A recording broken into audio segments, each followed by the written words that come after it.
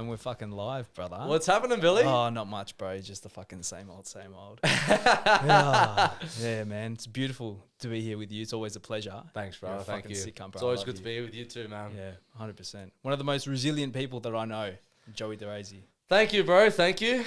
It's been a tough couple of years, but we're getting there. We're getting there. Off Yeah, to Thailand 100%. next week. Beautiful. Literally a week and a half left. So, yeah, man, I'm super excited for that. Looking forward to, big things. Yeah, It's gonna bro. be big Just things coming from you. gotta get back to positivity. Get back on the train. Get the body right. Get the mind right. 100%. I've been working on this method forever. I want to finish that. Yep. Yeah, bro. Like, honestly, bro, like, we'll get into it later, but it's funny. I was thinking this on the way, bro.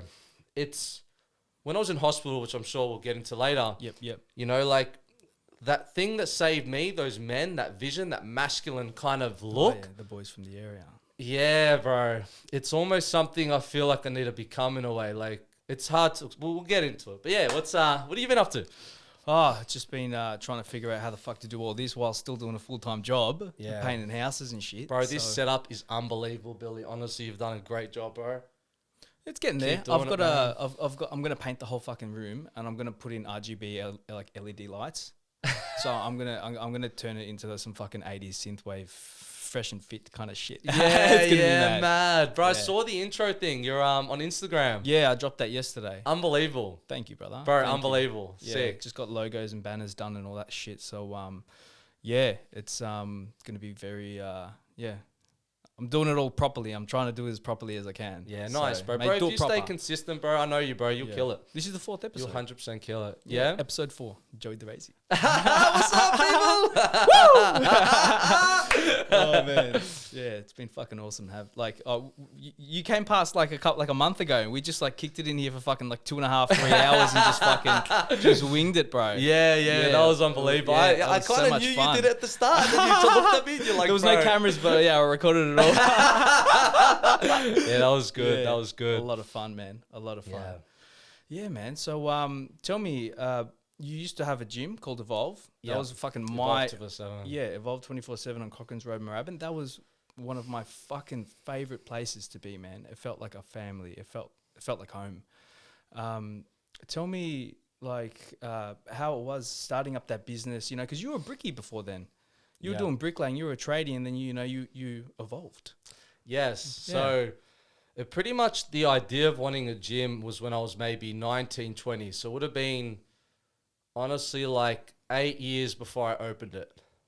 And it was kind of when I hurt my knee because I was training to be a professional fighter, right? Yep. And I was training with people that later came on to be world champions. And it was very frustrating because as soon as I hurt my knee, that all went downhill, Is right? that your meniscus tear? Yeah, but it was more... It's the way the doctors treat you back then was just wrong. So like the whole idea about lay off your leg, just leave it elevated all the time, don't barely use it, and then you wait for 8 months because I wasn't in private because we didn't have a lot of money, right? So by the time the operation came, I'm already barely using my leg. And they did the operation and I came out feeling worse than when I went in. And it put my life upside down, bro. It would have, bro. It would have. Because, man, like... Everything from that point started with hesitation. And, like, my dream was to become one of the best fighters in the world. And it wasn't, like, I can happily say I would have made that shit. 100%. Because guys I used to slap around and play with, like, literally just have fun with, all went on to literally do that. No shit. So, like, the capabilities 100% was there. So, instead, I had to make a decision. Because I was also going out, being a little shit, the way we were back then, Testosterone fucking flowing through the veins. And I didn't take work seriously. And I went through a really bad breakup, went through a lot of problems with some friends, just felt like a lot of betrayal of all sorts. And I was in my kind of lowest point, and I said to myself, you know what, if I can't be the best fighter in the world, I'm going to have a gym one day. That just seems like the logical next goal, right? Yeah. So, man, I literally... started doing all that like affirmation stuff, positive stuff, writing goals, just literally putting my goal like so far ahead that it didn't matter anything that was in front of me, I'm getting to that goal, right? And man, I literally went from smashing my apprenticeship, finishing 2 years early, starting my business straight away, getting to 14 workers, all just going gym in my head. Fuck, Gym. no shit. And doing bricky, that's a fucking tough job, bro. That's Bro, not for the weak, bro. But like, I saw it as an opportunity. While I'm young, I'm fit. I don't want to do this forever. The more bricks I get in, and I'm very good at, what's the word? Micromanaging. I'm very good at it, right? Yeah. So it's just doing it in a way where I know to utilize my time to get as many bricks. It's $1, right? Each brick, $1. Yeah, So I know, 100%. I need to get this many bricks a day because that's what I want to get to, right? Yeah. So smash that. Finally found it, the location, which was on Cochrane's Road. Yep. Now I was going to do a gym with some other friends, but then we had some problems. So we just ended up not doing it together. Again, like just betrayal seemed to become a fucking pattern at this point, right? Shit. And that was people that I thought were like my brothers, yeah. And then literally from that point, I opened up the gym with my cousin, Evolve. Yep. Bro, finally get the place. And bro, people have no idea. We got screwed over 250 grand from the builder, extra on top of what the build was supposed to cost. Like, we found out at the end he wasn't giving any tradies the money. He wasn't doing any of that. Then I met his cousin who later trained at the gym telling us, bro, he's a fucking rat. And then a builder mate was telling us after he did it to 3 other people. So I can't say on the radio, but, I was in positions where we were trying to find him. And then he ran away to Thailand with all the money from everyone. Why do builders always fuck people over? He was just the worst. Then we found, my mate Ray calls me, who also had a gym. Yeah. And he says, bro, I found this guy on a website because he told me he was an ex-army person, ex-SAS, and now he's doing building and stuff like that. Bro, there's a website to put out fake army people that are pretending to be, that the military. military. Yes. And Pretend his military profile is there. Yeah, they're like, be careful of this guy. He hasn't done shit. He's not really anything. So this guy it was like a movie, bro. This cunt's pretending to be a commando. Anyway, so bro, when, the gym first opened, I was even having problems with some family. Like, it was all just going wild, right? Yeah. But again, my mind is gym. Just like bricks. Gym. I don't give a fuck about anything. You got your fucking goal in mind. You want to achieve it. You're getting it. So I had to get 300 members in the first 3 months, or it had to close because we had no money. We maxed out lending. Look, bro, it was insane. So I went like a psychotic person, right? Yeah. And because, first of all, the gym was all based on this principle I had, this lighthouse thing, right? I still kind of believe it, but it was a thing that I wrote down once that was like, this is what I want to create. And the way it goes is, imagine you're a boat in the dark, pitch black, can't see shit, swimming around, right? Now, imagine someone else is out in the water and, they're in a boat and they're also fucking going around the pitch black, right? Exactly. And now they're screaming for help and you're trying to offer the help, right? So you're a boat, they're a boat, both pitch black, can't see anything, right? Now you're screaming, dickhead, follow me, right? They can't follow me. But they can't see you, right? So if they can't no one see can you, see anybody. they're not going to follow you. So I thought, well, wait a minute, why not be like a lighthouse, right? Stand tall, stand bright, shine bright, and people will come if they need the help and they want it. And then they can become their little lighthouses. Become a beacon. Right? And then everyone can become their own little beacon. So it was all based off that principle, right? It's a very good premise. So in the first 3 months, I went like a madman. Yeah.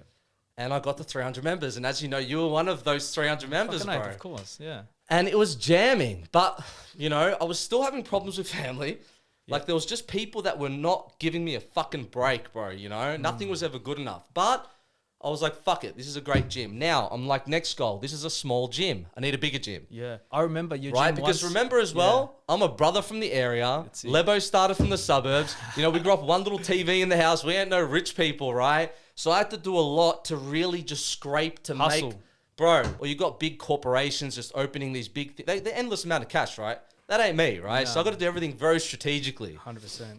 Clean by the books. So, bro, we buy a $2.5 million building, right? That's how we're actually doing all right, right? Yeah. So we've bought this building to expand because, bro, everyone's busting our balls to expand, right? In the best fucking mind you, bro, Yeah. I'm barely paying myself all this time. Yeah. I'm just putting the gym interest first, always. Myself is last. Yeah, no I was still living with my parents. I had the vision of where I wanted to get. Vision. Yes. Yeah. So we buy this building, announce the expansion, everyone's wrapped. we start running into permit problems and all those standard Fucking things. Malakia council legalities and Bro, shit. so Yeah. the expansion took a while to get to. And then we're having more in-house problems, right? One You second, know? I'm just going to check the cameras. Make sure that these fucking on. Yeah, on. Beautiful. Sorry, bro. No, all good. I do not want to fucking have those not working. Sorry? So yeah, so we had a bit more internal problems. But again, I'm just focusing on the gym until some people just really started rubbing off the way, right? I was getting accused of like, you know, it was just bullshit, right? Getting accused. So long story short, I don't want to get too much into that stuff because, bro, like, I got a saying, bro, when people are jealous and malicious, they can't all hit them. So stay true to yourself. You're playing the victim and no one likes fucking victims. So I don't want to play no victim, right? 100%. Just trying to say it in a briefest way possible so people understand how much COVID fucked me, right? Because COVID was sick. It was disgusting, right? But people need to understand my situation, to understand fucking what oath, us bro. people got treated like, right? Yeah, man. I remember So again, I'm putting members first, members first, always, right? Yep. So we expand this gym, and like I said, no one had a clue that problems were happening in the background. No. You know, people accusing things and all dumb shit, right? So we open up too early. I didn't even want to open yet, but we kind of had to open up. Yeah. You know, it was doing good, but with all the internal problems, it was just not happening. And because people were kind of questioning my work ethics and all these things, I just lost all energy to even move, right? Yeah, no and I shit. thought, you know what? Let's just see where this goes. Anyways, 6 months in, my cousin Anthony decides he doesn't want to be part of the gym anymore because we did it together. Yeah, that's right. You know, so the gym wasn't doing the best at that time. So he was just freaking out, wanted to leave at any cost, just signed everything over, goes, mate, I just want out of here, right? Yeah, wow. So I took it over. Yeah. I didn't have to take it over. We could Very- have just called quits, but I'm Yeah. like, fuck, there's too many people in here that are too happy.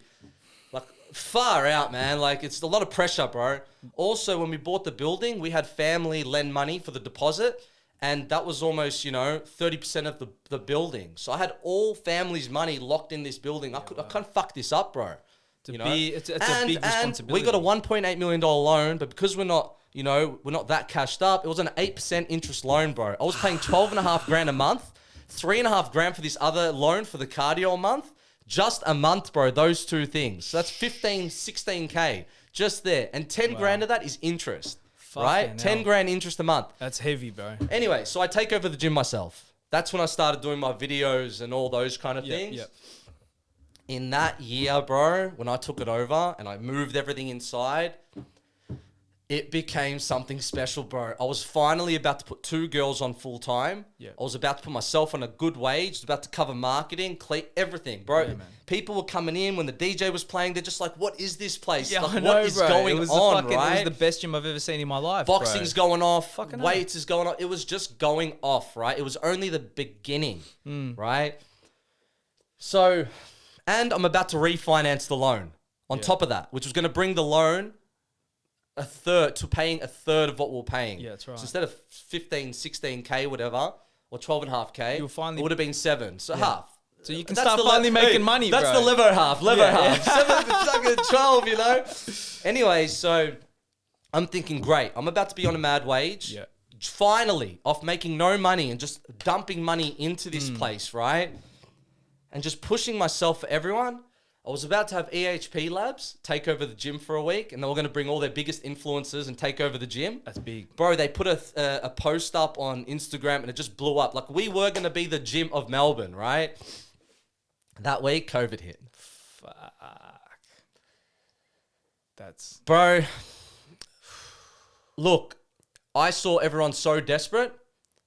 I just gave weights to everyone for nothing. I didn't charge no one jack shit, right? I just gave people whatever they wanted, right? Some might call me dumb. Now I kind of look back and think I was dumb, right? And then I'm just sitting there, not allowed to go to my building, while the banks are telling me, so I've got a 3.5 grand one with the cardio me and Anthony got, which I was paying myself, because Anthony, you know what I mean? Like, he was super depressed when he left, so I kept paying our loans, even though he owned the building and he owned the cardio. I shouldn't have probably done that, but You were keeping... what am I everything going to afloat. do, bro? The guy's miserable, whatever. He went and got a job. He just got married. Like, I'm not going to bust his balls to start paying out of his pocket, right? Yeah. So, because I shouldn't be paying those loans, bro, by myself, like 15, 16 grand a month. Yeah. The building, if I was renting, it would be maybe 7, 8 grand a month. That's the difference, right? Yeah. So what the banks do in COVID, yeah, we'll help out. We'll freeze all your loans, right? But all the interest compounds and adds to your principal at the end. So my loans went up an extra, if you add the two together, an extra 200K almost of debt, of principal debt that then I will start paying interest on. Then when I opened, they wouldn't let me refinance, even though the financials were okay at the time, purely because I was a gym and it was too risky because of COVID. Wow. So they wouldn't even refinance me. That's dog. So anyways, man, bro, during the gym, that's when I started working on my method, bro, where I got time to work on myself, work on my body. You know, that is a whole nother topic and something I've really found that can help a lot of people. Because remember I told you about my kickboxing, right? Yeah. Listening to the doctors about my knee and how I came out more worse. Bro, what I figured out and what I came up with during COVID is the reason why I had that heart failure. Technically should have died. Heart shouldn't have bounced back. And my recovery was not even 2 weeks. The doctors don't know what the fuck happened, how I was walking so quick, how I was moving so quick. But I know exactly what I was doing. So I learned my mistake last time. You know, rather than just doing nothing and, oh, I'm sore. I was pumping my body. But anyways, yeah. We'll get there. So, lockdown, bro. I'm fucking racing. Now, I barely used to smoke weed, bro. But I was fucking having to get high. I was having to do all sorts of shit, right? Just to get through it. Fucking oath. Because what was killing me was gyms got shut down straight away, right? I was shut for nearly 2 years, bro. I remember, yeah. Nearly 2 years. 2 fucking years. I wasn't even allowed to go to my building, even though I was. Fuck these cunts, so I'm not going to go to my building. But I wasn't allowed. And what, all these loans are just piling on. Bills still have to keep paying. Everything had to keep going. I didn't get no help from the government because I'm not a corporation. I just expanded. I wasn't even paying myself anything yet. So because I'm not paying myself and have a BAS, they wouldn't give me anything. Not even the grants. I'm sitting there like, what the fuck is going on? I'm trying to talk to my mates. I'm trying to talk to friends. Everyone's looking at me like, look at this annoying cunt. Like, fuck off. Just because they're working, right? Yeah, I was getting looked at like a pest, bro. Fucking hell. Until a year later when they started getting affected with their job. Bro, it was the end of the world. Bro. I was almost suicidal, bro. Like, things were going bad. I've got my family's money tied in this building. I've got this gym. Like, what the fuck do I do, bro? Yeah. We opened up after that first 6 months. Bro, the gym actually did better. Right? Picked up. But then, bro, at the end of the 2 years, long story short, bro, I lost a third of my members in the first week. Fuck. I had members, bro, complaining that an extra payment of $7 went out during that 2 years at the start or at the end or something. Not even considering, like, fucking hell. What you went $7 through. fucking dollars, bro. Busting my ass like I've robbed from them or something. What's that? Like fucking not even 2 coffees anymore. Bro. It's not even 2 coffees, bro. So, when we opened up, I lost a third of my members. The guys that I thought were my lighthouse guys in the gym were the first ones to leave, bro. These are the ones that I gave equipment to for the whole COVID, bro. Fuck. The whole COVID. And their excuse was, well, you're closing anyway. That's what supposed mates were talking to me. You'd think people, after everything we've been through and evolved, would have understood, bro, if I didn't sell the building, I would have lost my mum's house. Anthony's dad's house, gone. Yeah. There was already caveats getting put on their houses because I wasn't able to pay me and Anthony's loan. And they weren't even offering to help, bro. Like, at all. So I had to make the decision, bro. I had to sell the building. I had to sell. Bro, and it's kind of sad because I've heard people spreading all this bullshit that I just wanted to leave the gym to make money or something. Man, are you fucking kidding me, bro? Lockdown for 2 years. After all that bullshit, bro, not one person could understand why I wanted to close, bro. When I told people, man, I'm doing that bad, I need to close. Oh, what the fuck you doing that for? This is the shit I'm hearing, bro. COVID showed the most selfish... And, bro, these people being little pests were the biggest preachers about how bad COVID was. Until it affects them, they're all bullshit, bro. It's all talk, bro. You know? These guys are Mr. Conspiracy Theorists, yet they weren't at one protest, weren't voicing themselves at all. Just a bunch of little bitches, bro. And I'll happily say that to every one of you little fucks. Oh, Real bro, it talk, upset bro. me, bro, Fucking because, real man, talk. I did everything for these guys, bro. Like, giving Yeah. them shit, nothing. I could have charged money to them from COVID. I'm like, oh, who's going to do that? I remember what you were going And, through. bro, back then, after all the shit that's happened, what? You know, the one guy, Sam Visser, I love you, bro, because the one guy, it was maybe 2 weeks before I had to close. I'll get to how I sold the building. That was insane. So Sam's like still coming to the gym while, bro, the place was empty, right?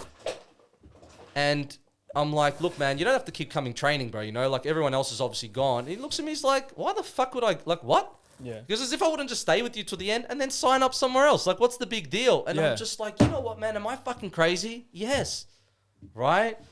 So, bro, COVID, it made me sick, bro. Just seeing side of people, man. Yeah. And like, it was a lockdown. It was a pandemic. Like, I don't know. Did people just assume I'm magically making money during COVID? Like, I don't know what it was, right? So anyways, I had to make the decision, sell the building. Yeah. I need $3 million to cover the loan, right? To cover me and Anthony's, the loan we bought for the cardio. Yeah. Because me and him got a $200,000 loan. Yep. A couple of months before he left. Right? And I didn't say to him, hey, man, pay $100,000 to get out. No, I'm just like, I'll just keep making the repayments, but it's in our name, whatever. Later, we'll deal with it later, man, Deal right? with it later, exactly. So I needed that, and then to pay everyone back. My sister who helped us, my mum, his dad, his sister. Like, there was a lot of money tied into this place, bro. So can you imagine, I've lost a third of my members. Yeah. I can't tell anyone that I'm selling and I'm closing. Because if, like my intuition was right, that people would just start leaving in droves, not wanting to help at all as someone's dying. If I told them as during this process, I would have been more fucked. So I had to keep a straight face in the gym, bro. Like, everything's okay. I couldn't even show the slightest bit of doubt that, no, like, you know. Jesus. So anyways, man, we put it up on the market. Yep. Highest offer I got, you know, like maybe a couple of weeks in of testing out was 2.6. 2.6. $400,000 less than what I need, right? Like, fuck.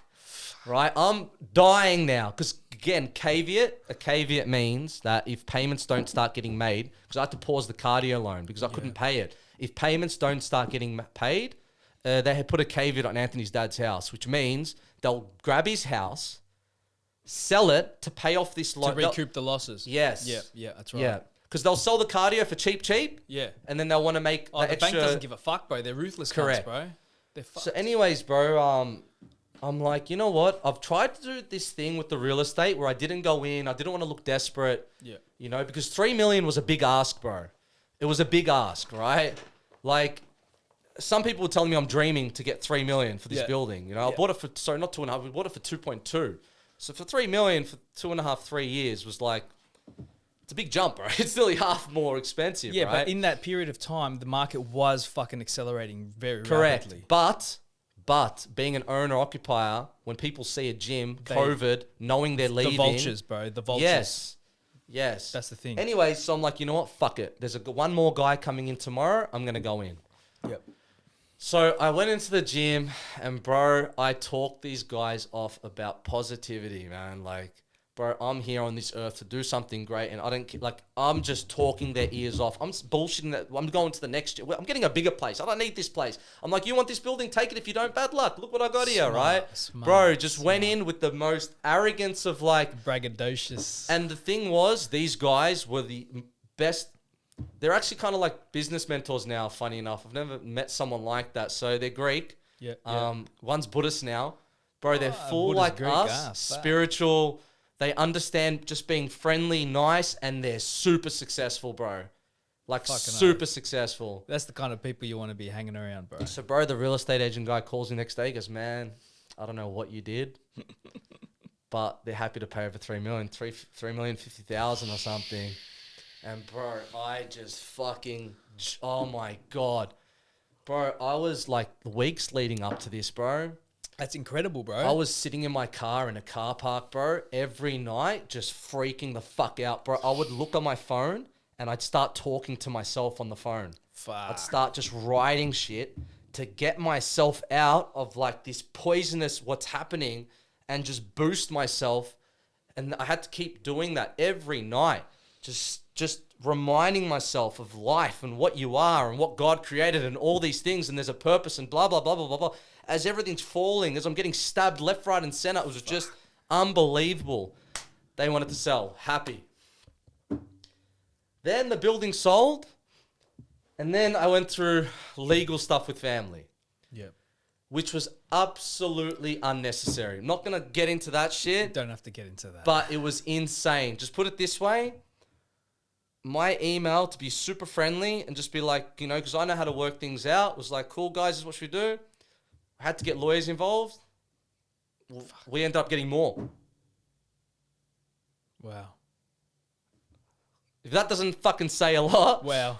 Like, it was just dumb. The whole thing was just retarded. And that went for 3 months, which just further and further killed me. And to be honest, bro, I was struggling to bounce back from that. Yeah, wow. So, man, like, if you hear my story, this is what people don't understand with COVID, bro. Like, they just see stats on the thing of people losing businesses, people can't work.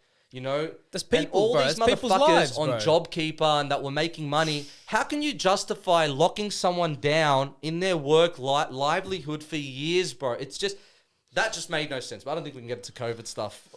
I don't care, bro. Honestly, I don't give a fuck anymore, bro. I'm not even monetizing this, so I can do whatever I want.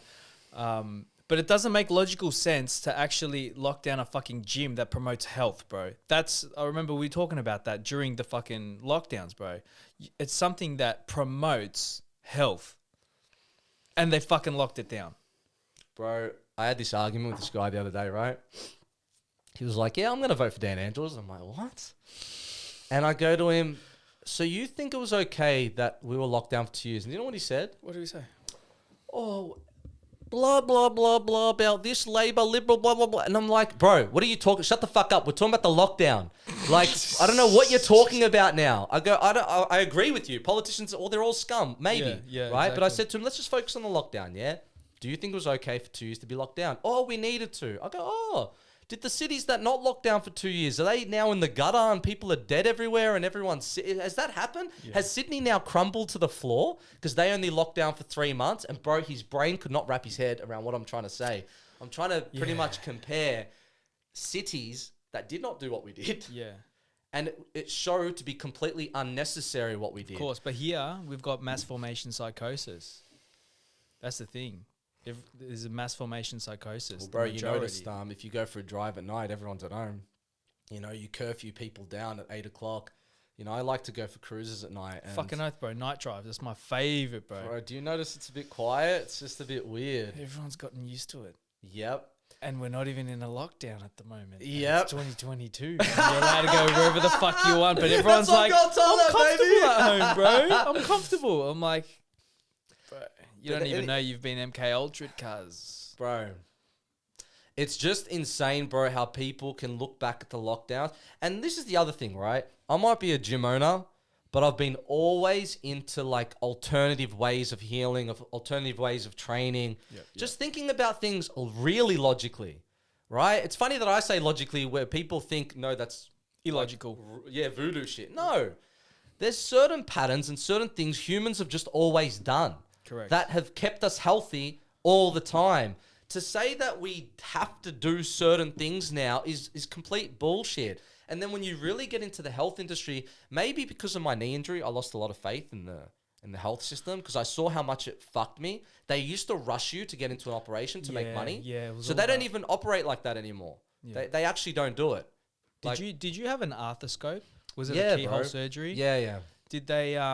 They took some meniscus out. Yeah, that's what happened to me because I had the same operation, a keyhole meniscectomy. But my problem... This is where I fucked myself, right? This was my fault, but whatever. So after I came out even more sore, couldn't walk properly, I still wanted to have one big professional fight, right? So I got offered this fight on Foxtel. Yep.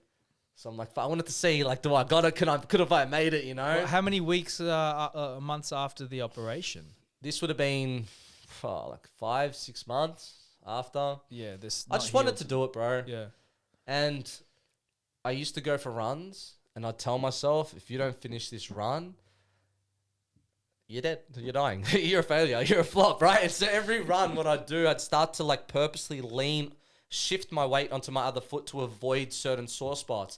Again, with what I know now, the worst thing Causing to do. imbalances. Because if someone just told me back then,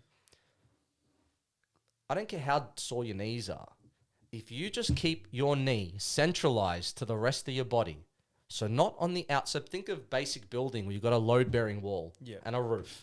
Yeah. Right? If the weight is coming down, you want the weight to come down the middle of the wall. Of course. If it comes down the edge, bricks are going to start kicking out on the bottom. It's going to crumble and bend. Yeah. So no one tells you with your knee, well, if you just keep it centered and you keep rotating your joints with movements and constantly focus on keeping it centered, then you're centralizing. your muscles, your ligaments, everything will stretch and strengthen at the same time, and it will recalibrate into the correct position that it's supposed to do, and you will rewire the way you're moving.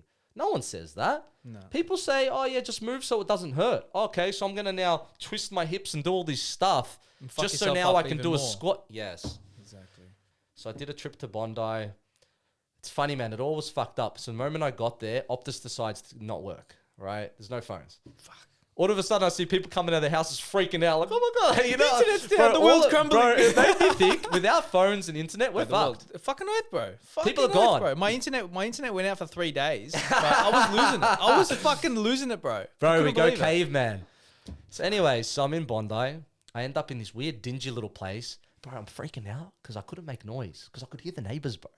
Like left, right, up, down. I can hear everyone. And I'm like, oh my fucking, this is weird, man. Like I was nervous to go take a piss, bro, because it's just, I'm like, I'm going to wake these people up. Like, is there like a rules or something? Because it hit a certain time. EPA, bro. There was no more noise. No shit. And I'm like, oh, is this like a hidden understanding that after this time, we just don't fucking move and we don't breathe? Like, what is happening? So anyways, man, I went out with my cousin. Yeah. We got a shisha, as you do in Sydney, Western Sydney, baby. What's up? On the way back, I'm like, fuck, I'm hungry, right? So I get a snack pack, they call it there. HSP? A snack pack, right? It's a HSP, but it's a snack pack. Snack pack. It was from Uber Eats at like 2 a.m. Bro, I got this thing. First of all, the warning sign should have been, there was no garlic sauce on the menu. Just aioli, right? What? No garlic sauce? The fuck no garlic sauce, not even chili sauce, just aioli. Weird cunts, bro. So, bro, I get this thing delivered. It was tiny. A little bit of chicken, smothered in like this orange aioli, right? Just, fuck, whatever. I ate it. By the time I finished the chicken, there was only a bit. I'm like, oh, this wasn't good, man, right? Like, so then I ate the chips. And I'm like, all right, the chips are all right. And bang. I went to sleep, woke up. Fuck, my head, man. Head's like a bullet is going in my brain, right? A bullet, man. And it's just not stopping. And like, it's getting worse and worse. And now, bro, when I'm in bad, like a bullet in my head, right? Jeez. Dehydrated. I'm trying to have coconut water, you know, all these things. It got to the end of the day that it got so bad that I threw up and I felt this relief. So I know there's kind of something going on in my guts, right? This happened over 4 days. It just wasn't stopping. Worse. Then. My hands were starting to go, the skin was coming off. The skin was coming off your hands. You know what, bro? I'll send you the photo if you ever want to edit it. Like, I've got photos send me all the stuff. replicate. I'll put it up as we're speaking. As I'm speaking, So you'll see my hands started to go fucked up, which apparently is a sign for infection in your blood or bacteria or something, right? Fuck, bro. What was that orange sauce? And I'm like, I go, I can't go to sleep tonight, man. This is now 4 nights in. We're like 2 a.m. I'm like, man, I should call an ambulance. You know what I mean? Like, this is getting too far now, right? Because I'm thinking, like, the way I always think, like, just fight it. Push on, soldier on, fucking get it done. Yes. Anyway, so I call the ambulance. They get there and they're like, yeah, fuck, you need to go to the hospital, right? Jeez. They put me on the drip. I get to the hospital. They're like, oh, we need your Medicare card, right? And as I'm saying it, I've called my mum because we got a card with our whole family on it. Yeah, I'm the same. Yeah, so I've called for it. And as I've said it, I don't remember anything. I just kind of... You blacked out. I shut my eyes. I opened them up again. I'm in ICU 5 days later. Fuck. Bro, I was on ECMO. ECMO. Again, I'll explain maybe a photo or something. You know what that is? That's the... it's the worst. End. It's the end of the road. Yeah. Fuck me, man. That's... And the scary part is, bro, so let's talk about maybe while I was asleep first. Like, leading to what I didn't know was happening, right? Because I'm asleep. Apparently, I'm talking to him still, even when I gave the Medicare. Apparently, right till the point that they're going to do it to me. Because they go, you were still kind of consciously talking, right? So they've seen that there was either a hole in my esophagus, which apparently is fatal, and they think there might have been blood around my heart, and my heart was just slowly not working, right? Wow. So they had to put me in ECMO, which what ECMO is for guys that don't know at home is you've got these two main arteries that go down your body from your heart, right? That pumps all the blood, which is what takes all the nutrients around your body. You know, it's pretty much the life force of your body, right? Fucking oath. Your blood. Yeah. What they do, they get two pipes, they insert in one artery and then one in the other. So your blood goes outside your body and a machine does what your heart and lungs do for you because your heart and lungs are now incapable of performing. Yeah. So it's pretty much keeping you alive when, you know, nothing should. Hence why I don't think the whole medical system's fucked. But when I was in there, I got some fucking bone to pick with these cunts. Like, there's some things that, there's good and bad, right? Yeah. But there is good, bro. Like, these guys genuinely want to save you, bro. They're not fucking trying to kill me, right? Yeah. So I got put on this ECMO machine, bro. My mum has now gone, you know what? Maybe I should fly up to Sydney the next day. She's flown up to come see me on ECMO to be told that he's going to either need a heart transplant, but we might not get one in time. We might have to get a machine on his heart, or he might kind of recover a bit and be disabled, coma, all these kind of things. That's the mother's worst nightmare, bro. So my cousins and his wife quickly came down. My cousin James, you know James. Yeah, James sick Ryan. cunt. Yeah, he is. Him and his missus. And she's educated, right? She does something in, I don't know, some doctory something, right? So she can understand what they're saying. Yep. And I saw her months later and she goes to me, Joey, like, I'm not going to lie. When the doctors were speaking to me, we were pretty much talking about you dying. Like, I cannot believe that you came out of that. Fuck. Like, your heart was not, it was just, I don't know. So my mum reckons she saw me, right? And imagine a mum, bro, seeing their son like this, getting told all these things, right? Man, she starts noticing. She goes, I noticed that you'd keep breathing in a certain way and you just keep doing something with your body. Because, bro, remember the training stuff I did from COVID, and I was explaining when you keep joints centralized, it reprograms everything. So it actually changes the way your body works unconsciously.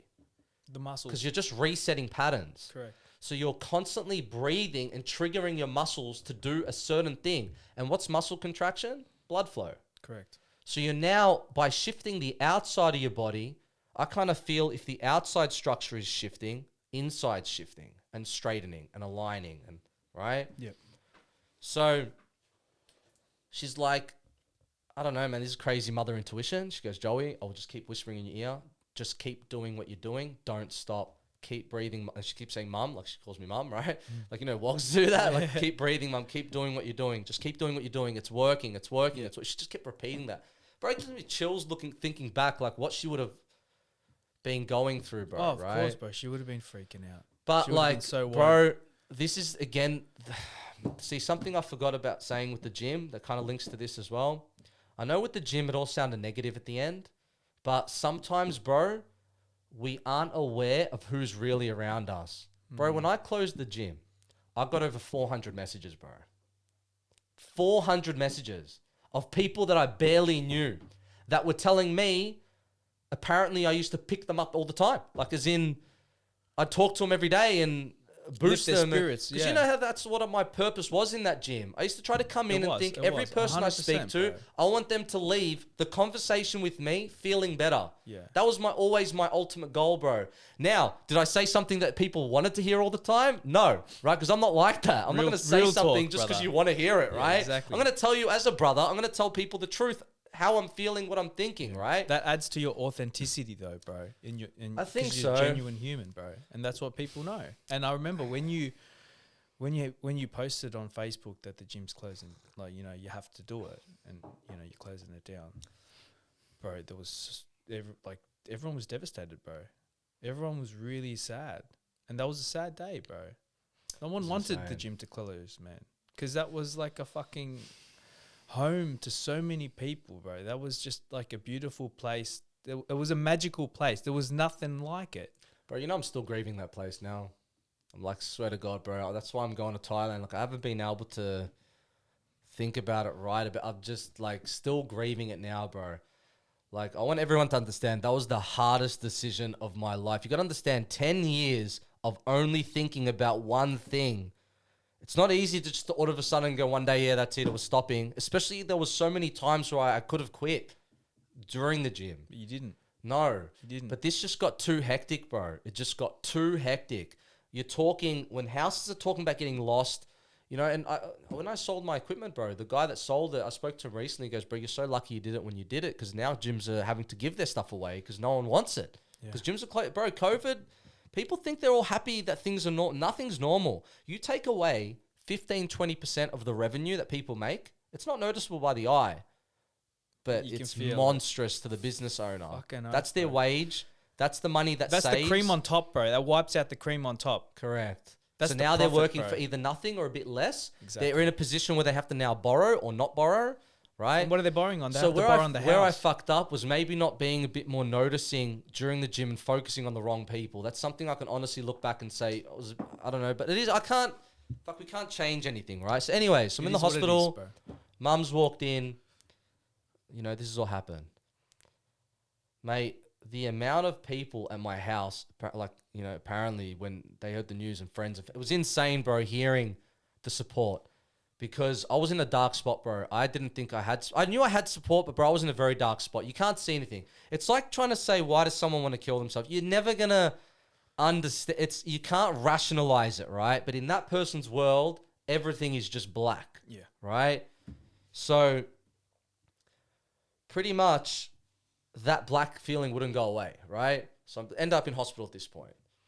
Now, my mum reckons, you know, we had family praying in Lebanon, people praying, Sydney people praying. Like, it was praying like Fuck, bro, praying, I was praying right? for you, cuz. Bro, everyone was praying, right? Everyone was fucking praying for you. So my mum goes 4 or 5 days in. She walks outside. It gives you goosebumps talking about this.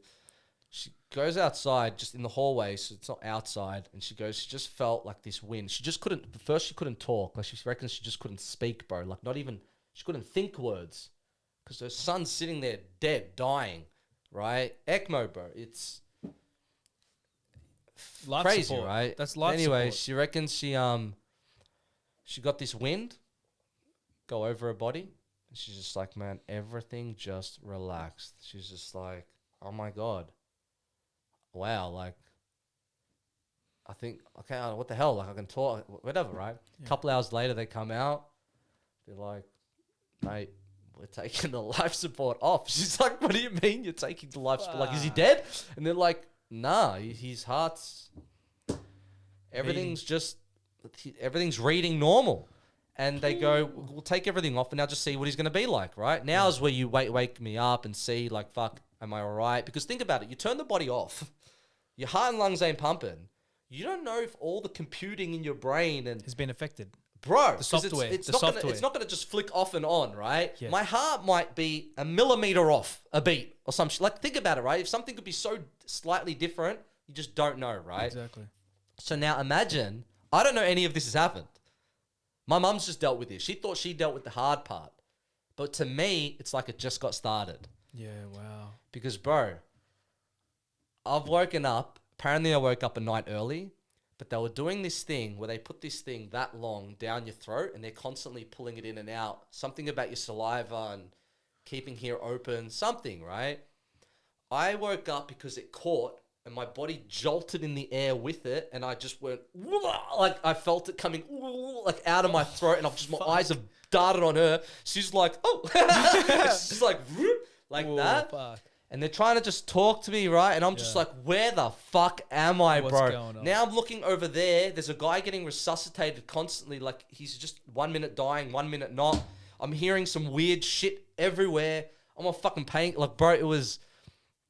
like, I'm like, what is happening, right? But when I woke up, the crazy part is, bro, this is going to sound pretty weird. Like, I woke up still feeling just as empty and still not even thinking of why do I want to live. I had no, like, nothing to spark my body, bro. It was almost like... No flame. Yes, no flame. The flame was low as fuck. It was gone, bro. It was gone. It was just like... The pilot I'm light. just like, is this it? Is this how I'm going to die? Yeah. Then my mind was going down the road because I couldn't barely move. And they still haven't explained that I was on ECMO. They haven't explained anything. I don't know. You don't know anything. it yet? No. Fuck, no shit. So at this point, oh, bro, this is where it gets worse, bro. This is where it gets so bad. When I first crumbled and got put on ECMO, they moved me to another hospital. When they moved To a me... different hospital? Yes, to the good heart hospital. Okay, yeah. Thank God they sent me there, but the fuck up was they didn't say why I had... They didn't say I had food poisoning or anything. They didn't know. So when they moved me, they thought I just came with a heart condition. That's all they knew, because I'm random as... Bro, they're used to people coming in for months, heart checkup. Oh, there's something kind of wrong. Bang, we got him on... I'm just a full heart, like, out of nowhere patient, ECMO. This guy's dying. What do we do, right? They didn't mention... Well, remember, I didn't even have much time to talk about it. Oh, I only yeah, spoke to the ambulance. Then I was out. So I've woken up with my stomach feeling like it's rotting from inside out, bro. Rotting. When I'm telling them my stomach's fucked, do you know what they'll say? What? Oh, we can just give you painkillers because your vitals are showing good. So I'm going through this insanity of my stomach is fucking rotting. I can't breathe. Like this whole esophagus part, because they originally thought there was something wrong with my esophagus, right? But it was just, but at the same time, I had in my brain, I'm like, I know nurses are underpaid. I feel bad. Like, I've just felt bad for them too at the same time, right? I was in this weird mind fuck of a space where I'm like, yeah, I'm dying, but I don't want to be rude. And, you know, so I'm like, just going with it. So every time I'd say my stomach would hurt, they'd give me a painkiller. Then when they gave me that painkiller, my stomach would hurt more because the painkiller is now, you know, aggravating my stomach. Exactly. Then they just kept giving me a stronger one. We got to fentanyl, bro. Like, holy shit. Bro, and I am tripping fucking balls, bro.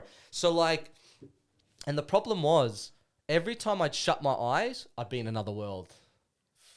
Bro. Like, and it wasn't like I'd close slowly, sleep, and drift. No, like, if I shut my eyes there, I open them, I'm back. Quick, that quick. I didn't sleep for the next 6 nights till I got out of the hospital. Fuck. Well, 7 nights. Anyways, at this point, my body's just like this, right? I can't barely move. Like, you know, like, can't even do more than that. Just lying down.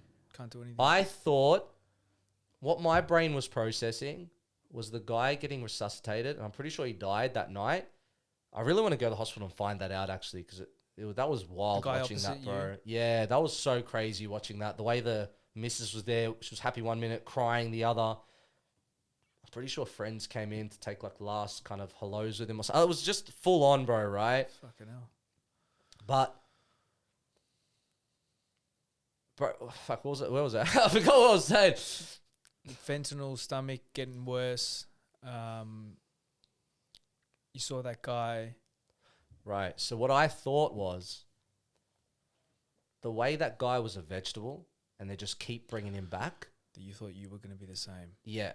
And I literally looked down the road of my potential life, and I actually said to my mum when she came in the next day, I go, Mum, if you're doing this for yourself, if you're keeping me alive for a stupid reason, pull the fucking plug. I go, don't you dare keep me like living like a vegetable or something.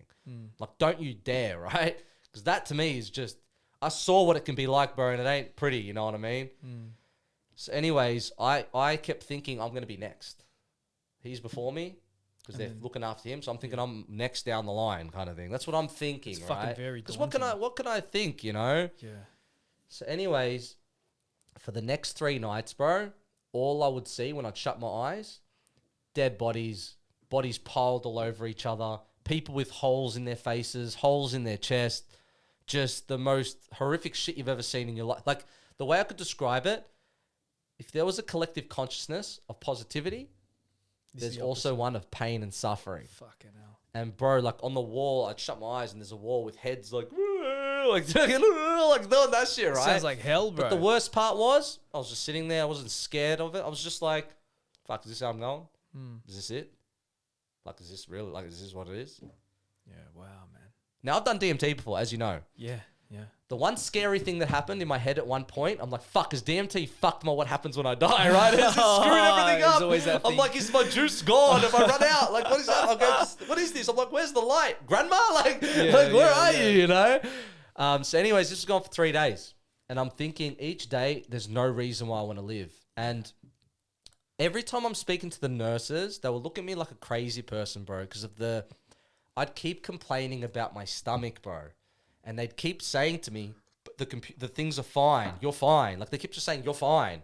Bro, by the end, my lips were crusting off, right? Fucking hell. Bro, my mum would have to come in and put fucking shit on my lips here. My eyes were getting all, like, the water in my eyes was starting to fucking burst, bro, in here, right? They didn't think to put you on an IV? No, because to them, I'm off ECMO. Let's just see if this cunt's going to live, bro. They can't, bro, they're...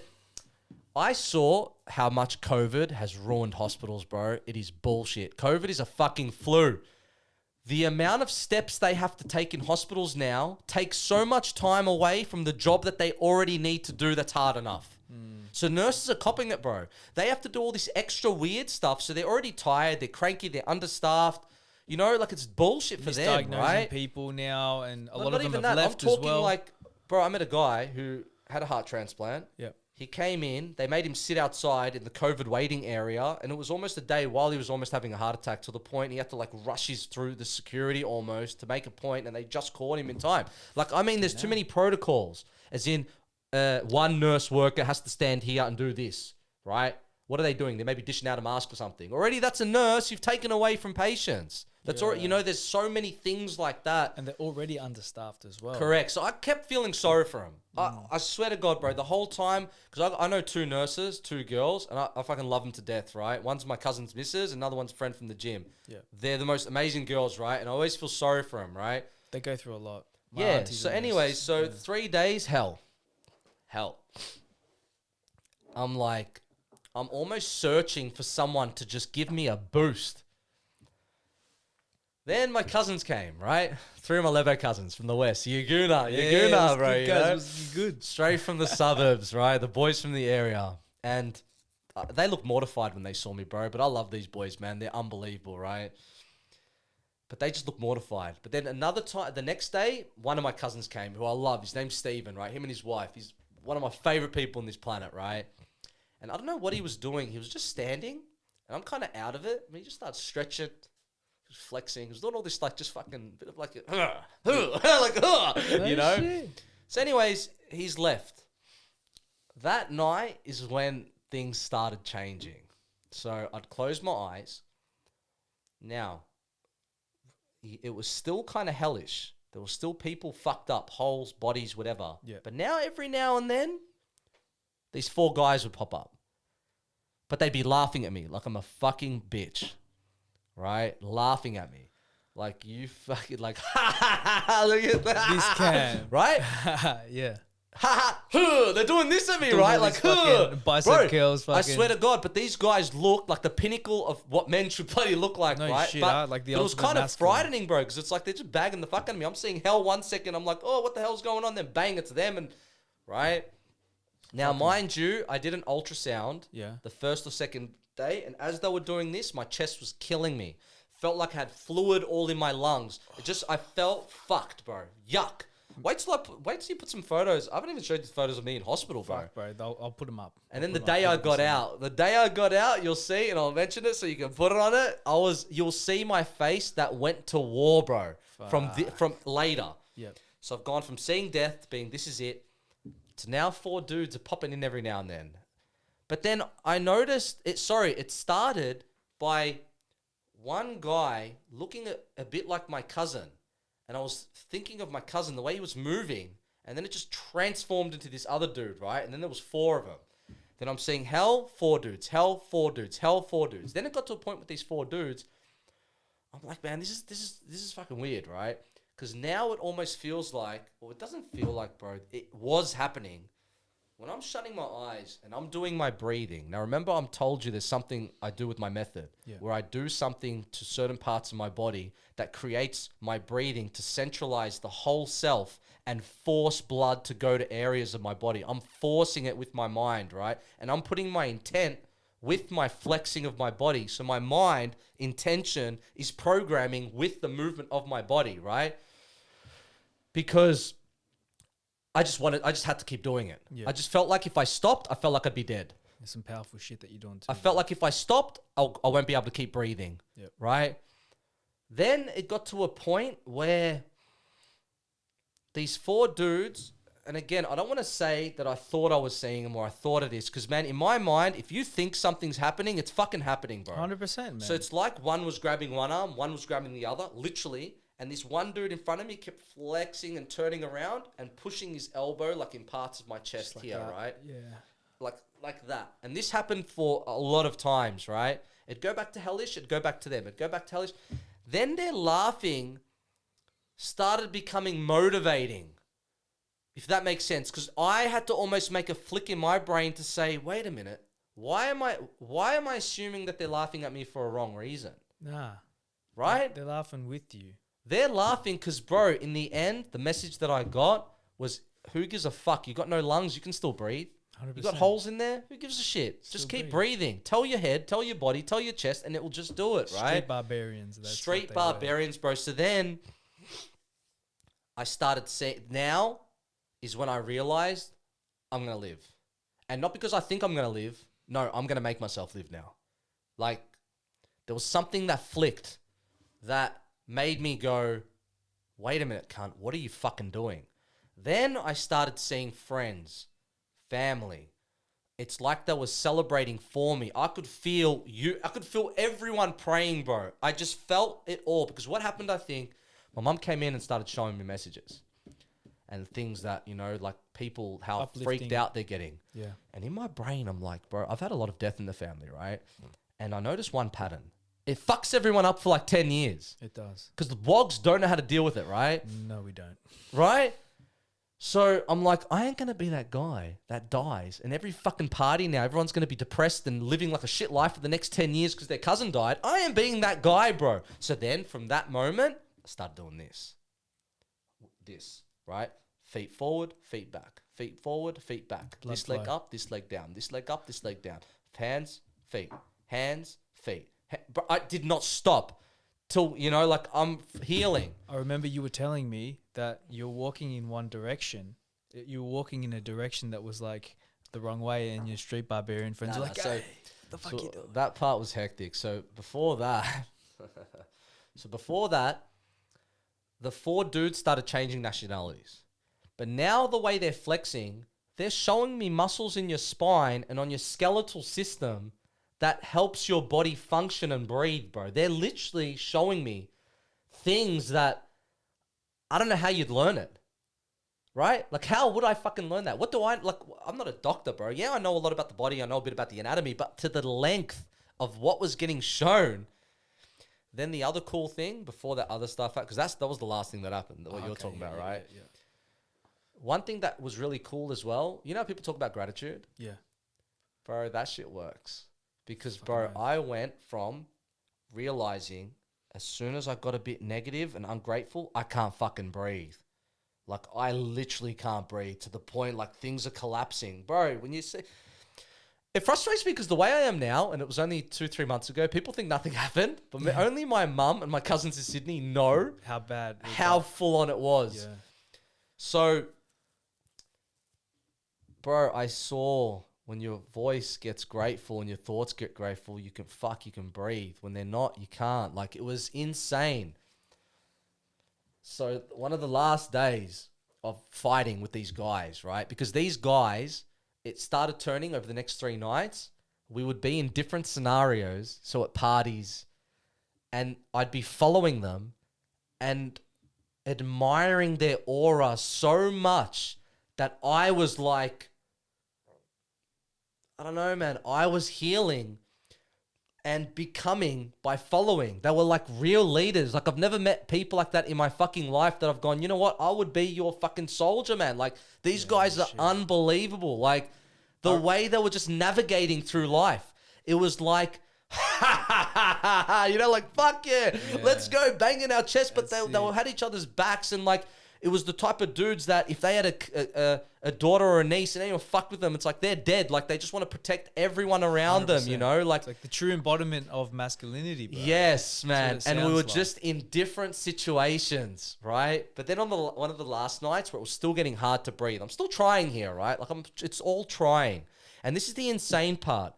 This is the insane part that I want everyone at home to know, because, bro, heart conditions are coming, bro. Everyone's having them. Everyone's going into hospital. It's just happening. It's part of life now.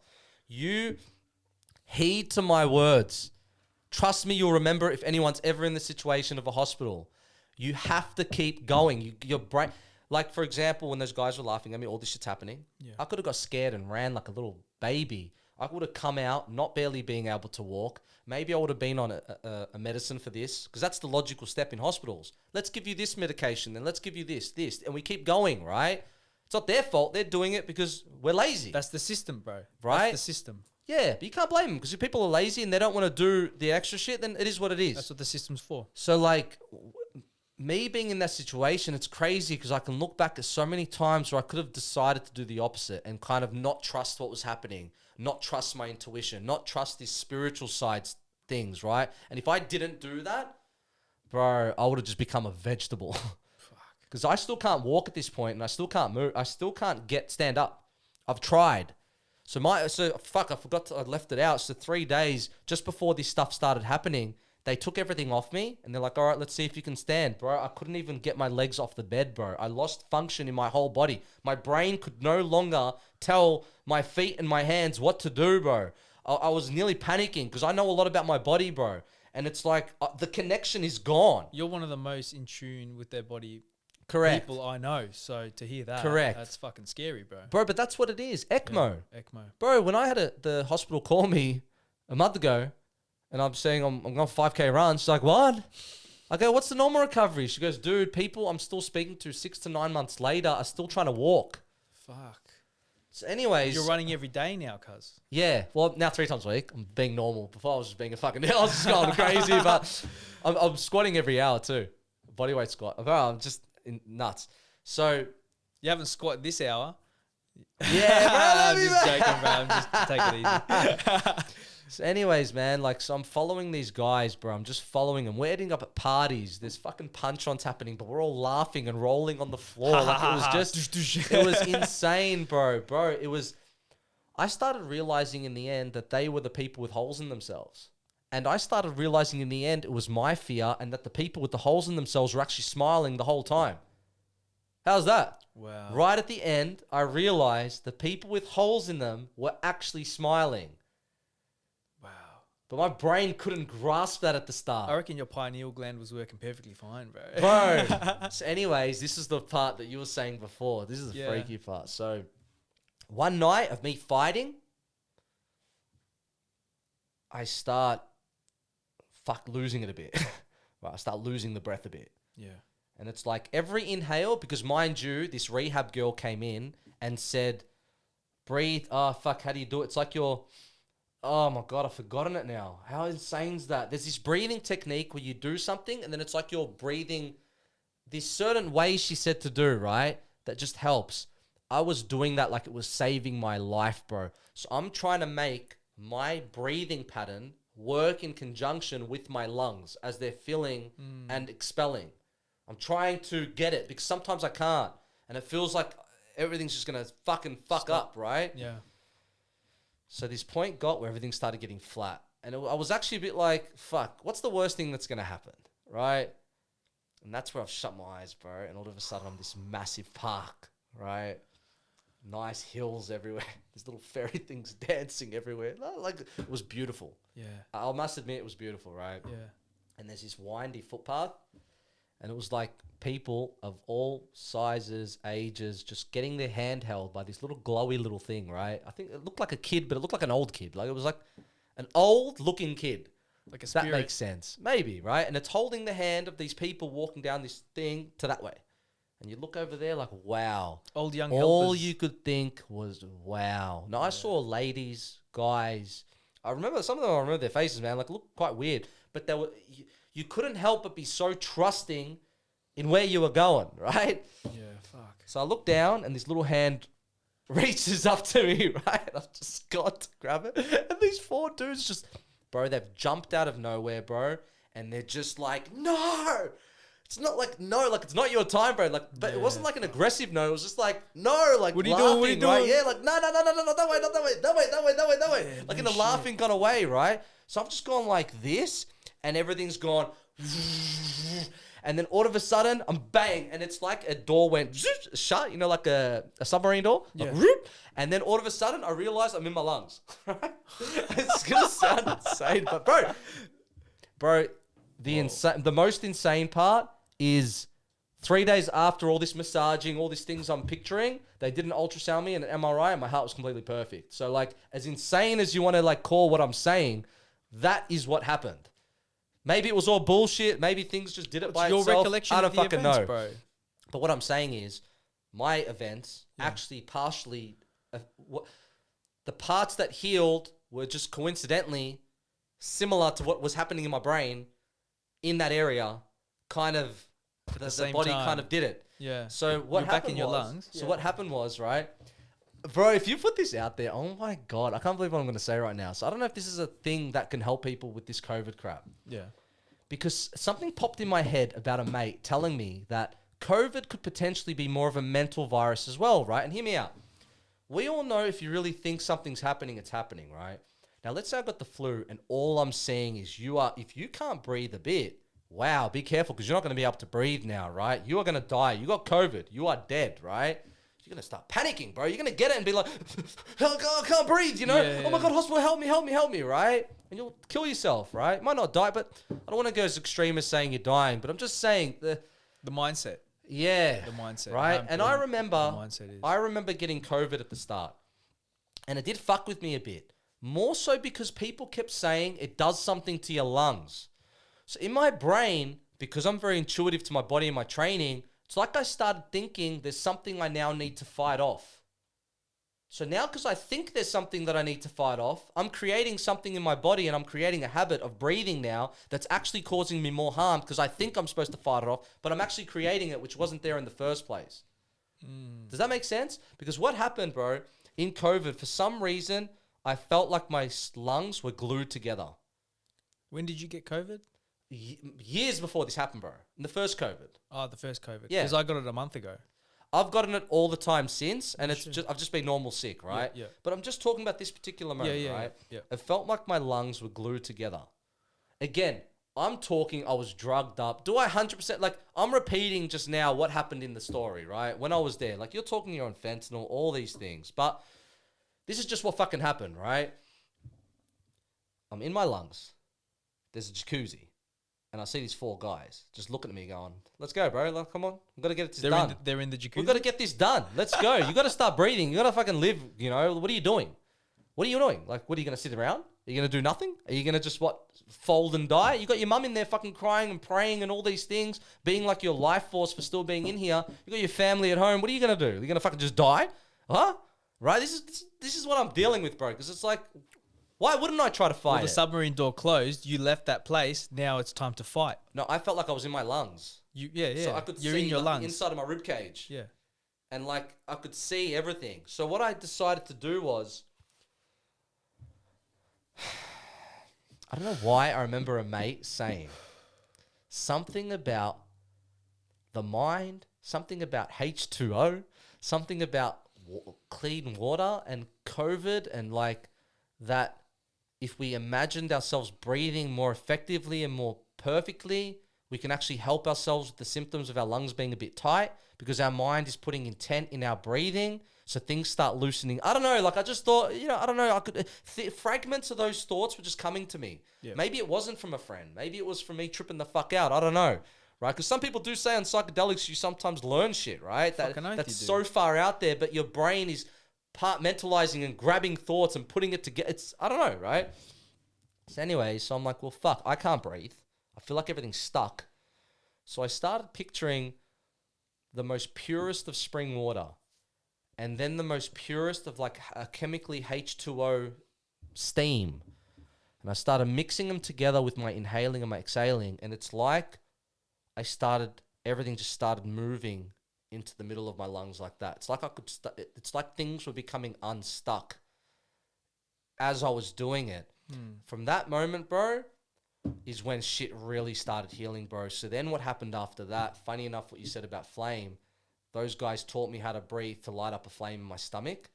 And as it was literally starting to ignite, that's when I really started to come to, bro. And that's when I started writing that stuff. I read that, that thing in my phone. Yeah, yeah. So I read that, like, I'll read it? Yeah, I'll just read it. whenever you want. Whenever you want. This was literally the end.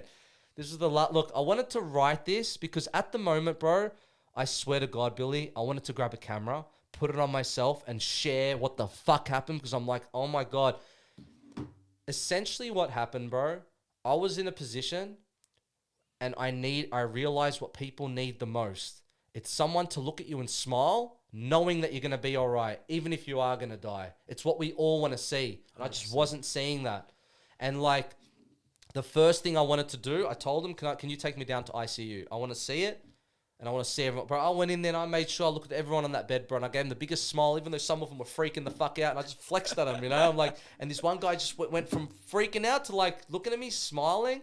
These nurses were coming up to me and they're freaking out the fact that I'm leaving, right? Yeah. So they're like, wait a minute, that's the ECMO guy? Like, that's Joey? What the fuck's he doing up? Yeah, because it was a week later I was leaving, right? Yeah.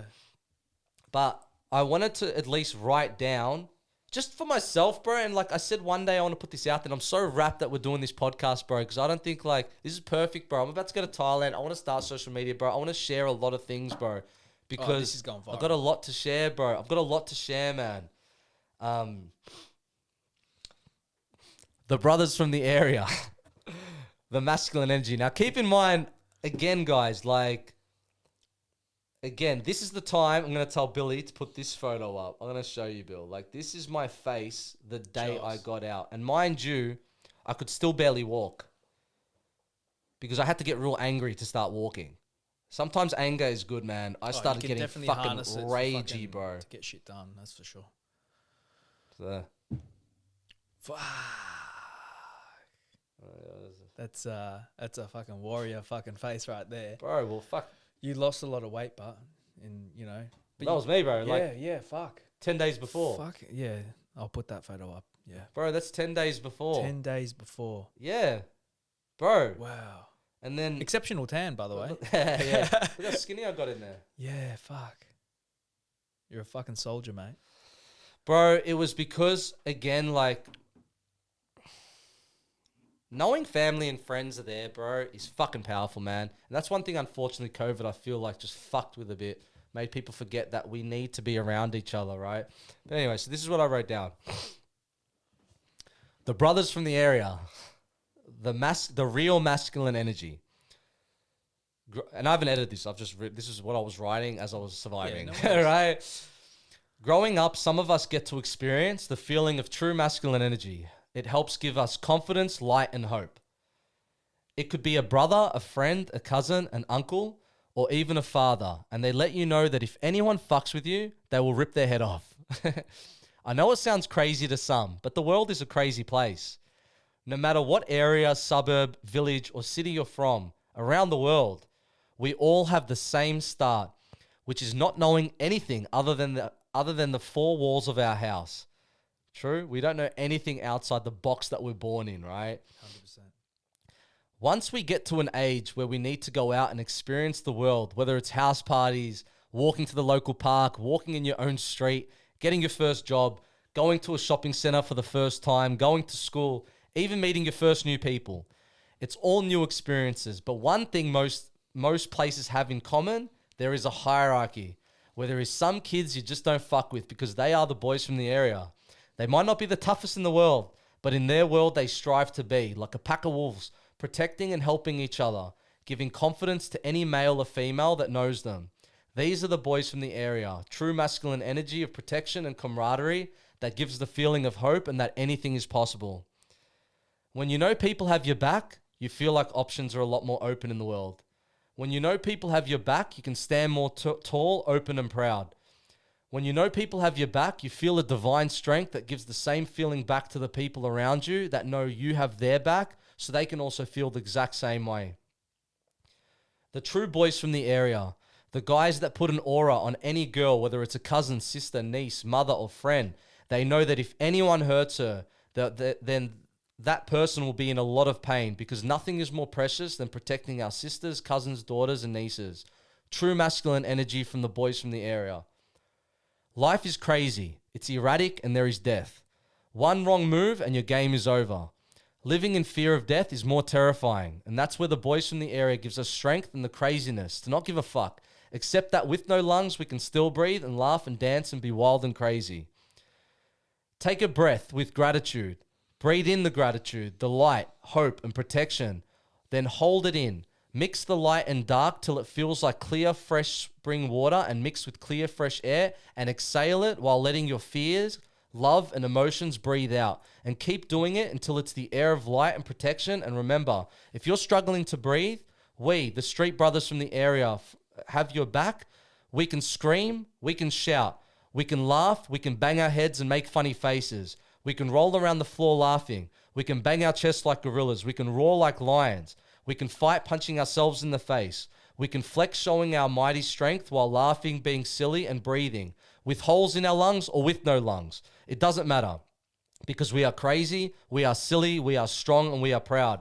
When in fear, feel us, the brothers from the area who have your back and will sit with you for as long as you need. Till you feel that you can be crazy, that you can be silly, and you can be proud and laugh in the face of darkness.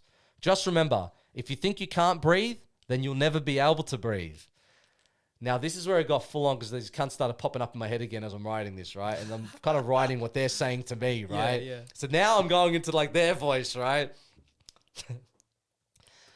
Ha ha ha ha ha. You need lungs to breathe? Look at me, brother. Blah, with their tongue out. Flexing. Don't worry, brother. You got this. Fuck the lungs. You need lungs to breathe? Ha ha ha. Silly boy. Here, let me show you. Just smile, be silly, and just breathe. If your head says you can breathe, then you just breathe. Ha ha ha. You silly fuck. You think you can't breathe? If you think you can't, if you think it, then you can't. Ha ha ha. Look over the horizon and look at what we need to face. It's scary, yeah? If you can't breathe right now, how can you even go to face anything? Just breathe. Clear your mind. We have your back, bro. We might all get bashed, killed, so what? At least we tried and we didn't lose to just breathing. The most basic thing. Yeah. Your mind is your body, so just breathe, be light, lift your chest up, be proud, put your shoulders out, head to the sky. Fucking just breathe. Be silly, be strong. We always smile. We are barbarians, roaring with pride. You fuck with one of us, you fuck with all of us. You're 1,000 to our 10. We're still not going down without being silly, proud, fearless, and strong. We the street barbarians, the wild motherfuckers, the boys from the area, the boys from the suburb. We all unite. We have honor, we have pride. We know what is really right and what's really wrong. Don't fuck with us or we'll fuck you. Holes in your lungs? Fuck that. Just breathe. Look at us. We are here in your lungs with you. Let's not give up. See the holes? They're all in your mind. Let's just breathe, face forward, and face the sky. Woo! I'm really teary, bro. Like, that was, bro. I was sitting there, man. Bro, like, that was beautiful, man. That was absolutely fucking beautiful, brother. Thank you, bro. Bro, sick cunt for bringing me on here, bro. Like, cause Oh, bro, I'm happy to, I'm happy for you to share your story, bro. It's a fucking amazing story. And you're an amazing person, bro. And you've gone through a lot in the last 2 years, bro. And people need to understand what you've fucking gone through. Because I don't think people understand. no. No, they will.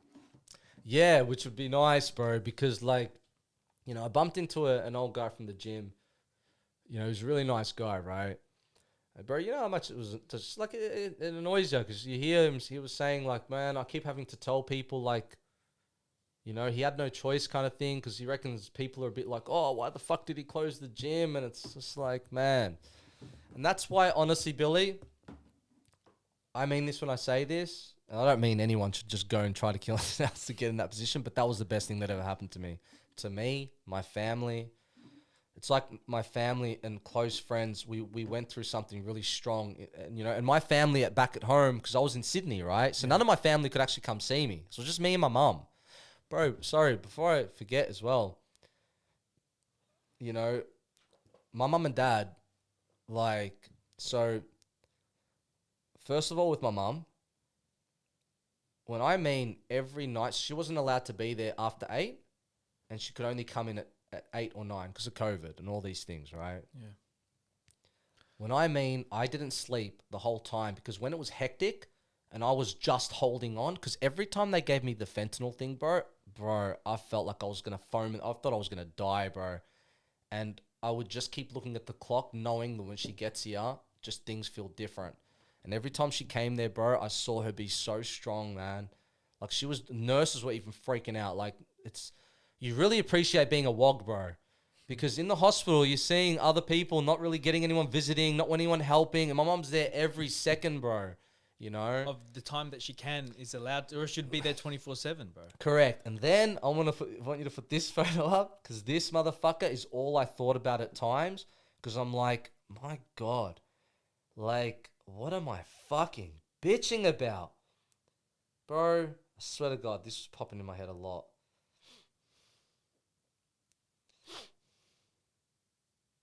It's my old man back in the war. Look at this, bro. Look at this. Oh, yeah, look at this fucking thing he's carrying. That's hectic. And then look at that. It was this that I was thinking about a lot. Yeah, wow. True Bro, soldiers, just man. casual bullet holes and blood everywhere. And Yeah. so, like, I'll chuck them thinking of all that just helped me a lot, bro. And, like, your dad's a sick cunt. he is a sick cunt, bro. Bro. And that's why when COVID hit, I don't know, man. Like, bro, you were a sick cunt in COVID, bro. You really cared about everyone, bro. See, that's the thing that pisses me off, right? Is when people are saying things that are clearly happening, you get called a conspiracy theorist. But why does no one actually think, but wait a minute, he actually just cares about all of us, because you actually care about the people that are doing all right, the people that are getting affected. You care about, you know, the things that are happening right in front of our eyes. So, like, bro, it should be. I don't know why it's not looked at like that. We were questioning things, bro. That's what we were doing. We were questioning things. We saw something, was like, what the fuck? That doesn't sound right. But we were stopped from, especially in Melbourne, Australia. Like, we copped it worse than any other country in the world, bro. You know, we weren't able to question basic things, bro. Basic things, we couldn't question it. Man, we were not allowed to leave 5 kilometers out of our home, bro. What about after 8 o'clock? Curfews, bro. That's straight out of fucking V for Vendetta, bro. Can't leave the house after 8 o'clock. The crazy thing is, when I was arguing with that guy, he's a sick cunt as well. I don't hate him. He's probably lost, bro. But the one that was saying, you know, Dan Andrews did a good job. And he was like, oh, Sydney, you know, they're the reason, blah, blah, blah, of us and blah, blah. And I'm like, bro, in the end, they locked down for 3 months. We locked down for nearly 2 years. Shouldn't they be burning in the ground? Anyways, he starts bringing up data and numbers, and he's like, look where the peak was in Sydney. Now, bro, I thought he's trying to show me the peak, as in that's when we locked down. So I'm asking him, all right, so from this peak, when did we lock down? And he keeps pointing there, and I'm like, but that's not... Then I grabbed his phone, and I'm like, all right, show me when the fuck we were locked down. I want to see if you're right, because I feel like you're right at the moment, but I don't think you are, all right? So he gives me the phone. He's like, look.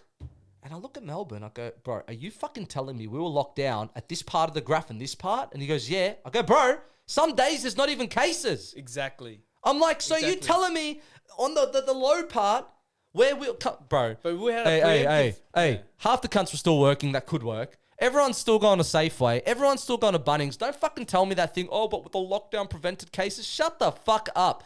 Absolute bullshit. We're living now with just as much cases as back then. Of course. Bro, now, if they wanted to do lockdowns at the start, I was all for it.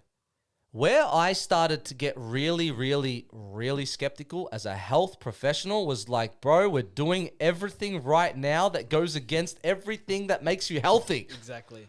You know, exactly. So... And all the people that made those decisions 2 years ago now don't work for the government anymore. How funny is that? How funny bro, is that? if you fuck up your job, can you like, just...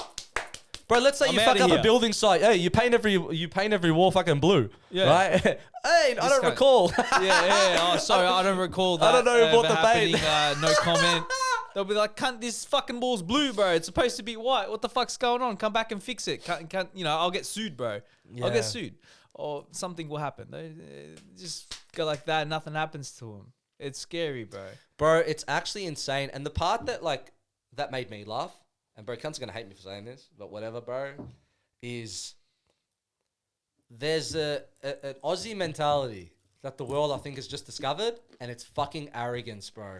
It's the arrogance of, oh, you know, because, bro, us growing up, I know me, for example, what happens? You hit grade 1, right? You go to primary school. Hey, you fucking Lebo. You fucking Arab. This 6-year-old kid's calling you an Arab or a Lebo or an import. Oh, you people are backwards where you're from, right? That's what you get told growing up. You get into rooms where everyone's white and everyone's looking at you. That's why us wogs, we really sympathize with black people, right? In America, because bro. like we are a similar kind of thing, right? Copped it. But then in my head growing up, I'm like, motherfucker, your countries are the ones that bomb our countries. And that's the reason why we have to come here. So what the fuck are you talking about? Then during COVID, my mind started going, isn't this interesting, right? I've been told my whole life, you're from a backwards country. They lock people in their houses. They control the media. They don't tell the truth there. They make people wear shit on their heads. Well, what the fuck did we do? They ran out of countries, bro. They ran out of countries to do it, so they started doing it to their own fucking people, bro. They banned protesting. Do you remember that? Yeah. We were going, we were breaking the law. Bro, it was unbelievable what they did, bro. But, like, I don't know, man. It just seemed crazy, bro. It just brought out a part of human nature that, unfortunately, is just fucking yuck, bro. Of course. You know? And, like, I don't think anyone here ever assumed that we could be that corrupt here because we are a first world country, right? Yeah. But I think it's showed to be bullshit now. And all the laws that got passed, all the laws that got changed, pandemic bills that got implemented, Americans started to realize that Australians have fucking virtually no rights, bro. Yeah. We virtually have no rights here. Like in America, the population of vaccinated people is 30%. Really? Out of the whole fucking country, 70% are unvaccinated. But wait. At this point, because I've really tuned out to a lot of the news and stuff like that, right? I don't really pay attention to it anymore because... Me either. People just weren't... I don't know. If no one wants to fight, then I'm not going to... Like, whatever, right? I think I'm starting to realize, Billy, that time is the enemy of evil, bro. 100%. Time. Because, 100%. bro, cunts with these stupid ideas, they get old. Or they implement ideas that hurt people, and then those people that get hurt, they get old, right? And people don't forget. Everything that happened in COVID, people don't forget. No. So say, for example, are they still saying that you need to be vaccinated to help protect you and from dying? That's not a thing anymore, right? The media's still pushing that, yeah. That you will die if you don't get vaccinated. They want 3 and 4 now. But are they saying like sick people should get it so they don't die? Or are they saying that everyone should get vaccinated or you'll die? I think at the moment they're saying that go get it, but if you're sick, you have to get it. Or like it's definitely required. They're pushing it. They're still pushing it. Interesting. People are questioning. A lot of people that got pushed because the mandates are like, oh, I've got 1 and 2. Don't really feel like getting 3 and 4. But there's also people that are like, oh, I'm going to get every single one. And there's monkeypox, bro. There's monkeypox now. I know, from cunts banging each other in the ass. Nah, bro. Hey, Joe Rogan said it. Joe Rogan said it, bro. It must be real, bro. 100%. Bro, one of my favorite people in the world is my cousin's cousin, and he's gay, bro. Shout out to you, bro. I fucking love you. So I'm not bagging gay people, watch right? out, bro. But all I'm saying, like, it's already kind of like... It's already haram. Nah. Oh, fuck. Nah. It is what it is. But, like, bro, the thing with the vaccination thing, right?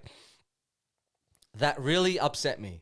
Because for someone that's really into health, fitness, I wear barefoot shoes and shit, right? You know what I mean? Yeah. Like Vivos. Yeah. The thing that really shattered me is I felt right before COVID, everyone was on this really, like, forward-thinking movement about how pharmaceutical might not be the have your best interest. Fucking oath, bro. 100%. 100%. There was like this consciousness thing happening, and like everyone was just like health and fucking taking everything seriously, and like everyone was working on their health and but also better. Being aware that pharmaceutical in particular, for example, you go to a doctor, right? Educated in health, science, whatever you want to call it. Hey, doctor, I want to lose weight, right?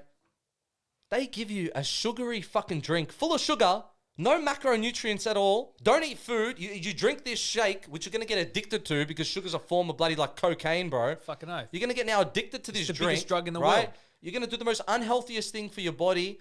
Like, it just shows such a disconnect with actually understanding about the human body. Yeah. So, like, from that point, like, they should stick to their lane more with viruses. Like, I don't even know about that, bro, you know? Like, I don't know, bro. It was just a shame how people were moving into a good direction with like that. They were. They really were. I could see that the whole world was like moving towards like an awakening consciousness, and everyone was kind Yeah. of like switching on and like actually like caring for the environment and like caring for their bodies in a sense and like being connected to the earth. That was happening, and then out of nowhere, all of a sudden, everyone's in fear mode. Cortisol levels rise. And then, Everyone's but getting not just scared. fear, bro. I'm talking more particularly about pharma. Like, it They almost turned- went from them being evil to now them being The savior, like our The savior in savior. God. Correct. Which is so weird, bro. Yeah, everyone all of a sudden got so scared that they actually they were scared. Like they were so scared that they lost the like sense of their own natural immunity. Right. Like I trust my fucking immune system, bro. 100%. I trust it. Also, bro, this is a cool way of looking at it, right?